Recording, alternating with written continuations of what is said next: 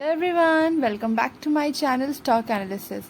तो आज हम पढ़ेंगे Warren Buffett and the interpretation of financial statement book का chapter 47 which is written on share holders equity. So बिना किसी देरी के चलिए शुरू करते हैं अपने चैप्टर के साथ। जब हम कंपनी के टोटल असेट से टोटल लाइबिलिटी को माइनस कर देते हैं तो हमें शेयर होल्डर्स इक्विटी का पता चलता है।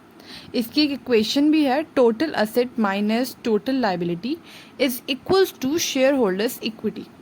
एक और तरीका है कंपनी के शेयर होल्डर्स इक्विटी का पता करने के लिए।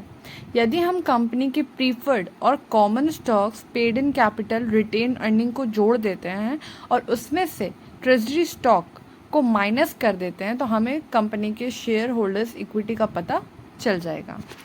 जैसे कि हम जानते हैं कि सारे इक्विटी मतलब शेयर कंपनी के होते हैं और कंपनी का मालिक शेयर होल्डर होता है, इसीलिए उसे शेयर होल्डर्स इक्विटी कहते हैं। जब हम किसी कंपनी के शेयर खरीदते हैं तो हमें ये पता करना चाहिए कि मैनेजमेंट हमारी कंपनी के फंड को, यानी कि जो पैसा है उसे सही जगह लगा रहा है, उसे ग्रो कर भी पा रहा है या नहीं।